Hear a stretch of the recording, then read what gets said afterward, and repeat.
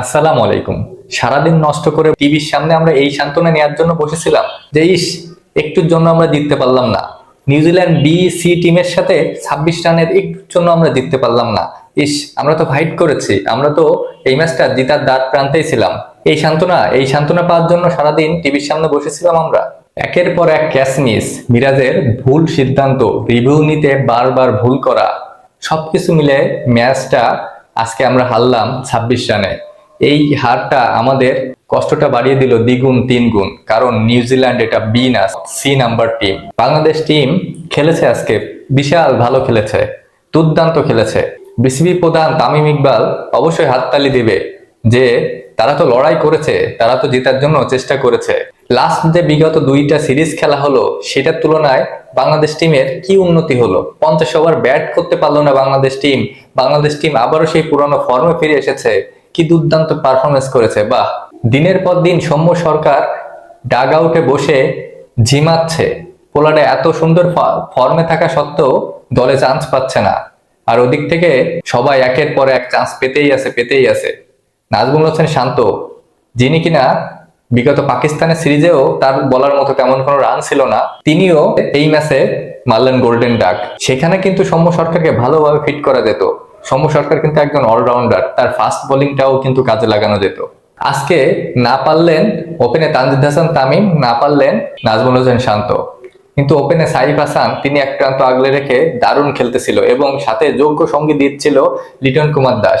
এই দুইজনের 100+ পার্টনারশিপে আমাদের জয়ের আশার সঞ্চার ভালোভাবেই ছিল এবং আমরা একদম ম্যাচে খুব ভালোভাবে ছিলাম। গ্রাফে দেখতে পাচ্ছিলাম যে তাদের থেকে আমরা অনেক উপর দিয়ে যাচ্ছি, জেতার পার্সেন্টেজ আমাদের ওই সময়ও 70% ছিল। কিন্তু আস্তে ধীরে যখন এই দুই ব্যাটসম্যান পড়ে গেল, তখন ক্রিজে আসলো তাহিদ হৃদয় এবং আফিফ হোসেন ধ্রুব।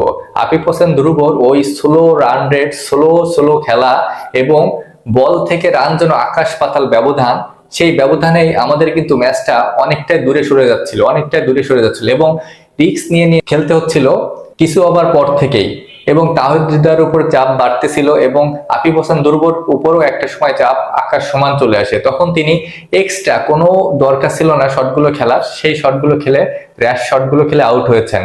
যেমন ওপেনার সাইফ হাসান থেকে শুরু করে আফিফ হোসেন সবাই প্রায় র্যাশ শট খেলেই আউট হয়েছেন।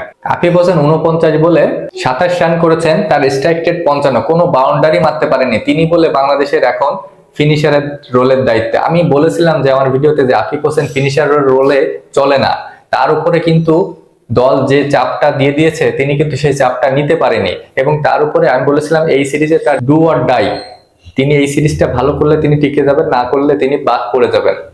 কিন্তু আফিফ হোসেন দেখতেছে এই প্রথম ম্যাচে যে পারফরমেন্সটা দেখালো, পরবর্তীতে তাকে দলে রাখার মতো কোনো অপশনই আমি দেখি না।